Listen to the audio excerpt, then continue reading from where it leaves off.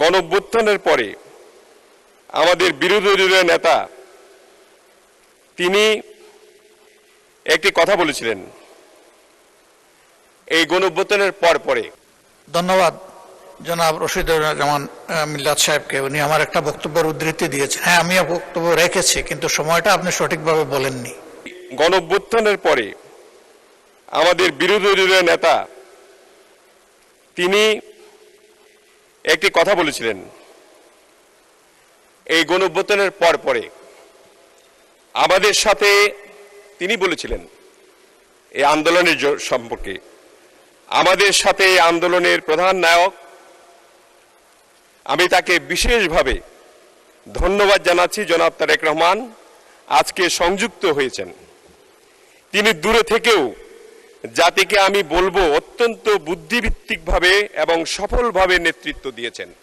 অর্থাৎ তিনি নেতৃত্ব দিয়ে গণ অভ্যুত্থানটাকে সফল করে আজকে আমরা এই জায়গায় এসেছি ইনশাআল্লাহ। এটা তার মুখের কথা। কাজে আজকে যে এই বড় ধরনের যে বাজেট নিয়ে আপনারা চিন্তিত রয়েছেন, আমাদের মাননীয় বিরোধী দলীয় নেতৃবৃন্দ, আপনারা এই চিন্তার কোনো কারণ নাই।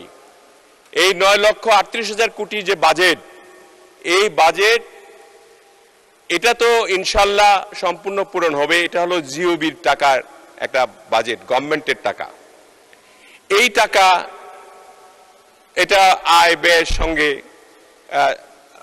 একটা হিসাব করে করা হয়, কিন্তু এর পরেও কিন্তু প্রচুর উন্নয়ন হবে দেশে। পিপিপি মডেলে, G2G মডেলে যে কাজগুলি হবে, এই 9,38,000 কোটি টাকা শুধু নয়, এখানে আরো অনেক অনেক বেশি কাজ হবে। কাজেই এই 9,38,000 কোটি টাকা নিয়ে যে অবস্থা, যে বিরাট বাজেট, অবশ্যই আমাদের এই সরকারের আমলে জনাব তারেক রহমানের সরকারের এটা প্রথম বাজেট। এই বাজেটে আপনার 9 লক্ষ সর্বোচ্চ বাজেট দেওয়া হয়েছে। জি, বিরোধী দলের নেতা বলুন।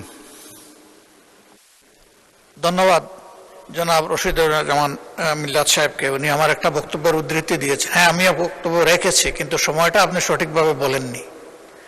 এই সময়টা ছিল 24 এপ্রিল মাস, আর পরিবর্তনটা হয়েছে 24 আগস্টের 5 তারিখ। আগস্টের 5 তারিখের পরে আমার এই বক্তব্য না।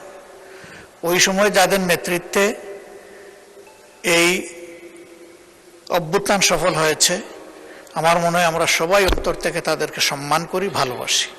তাদের এই জায়গাটা ঠিক রাখতে হবে। এমনকি ডক্টর ইউনূস আমেরিকায় গিয়ে একজনকে তিনি মাস্টার মাইন্ড বলেছিলেন। আমি সেই ব্যক্তি প্রথমে প্রতিবাদ করে বলেছি, এই আন্দোলনের একক কোনো মাস্টার মাইন্ড আমরা মানি না। আমাদের যুব সমাজকে এর কৃতিত্ব দিতে চাই, আর মাস্টার মাইন্ড হচ্ছে বাংলাদেশের 18 কোটি মানুষ। ধন্যবাদ আপনাকে।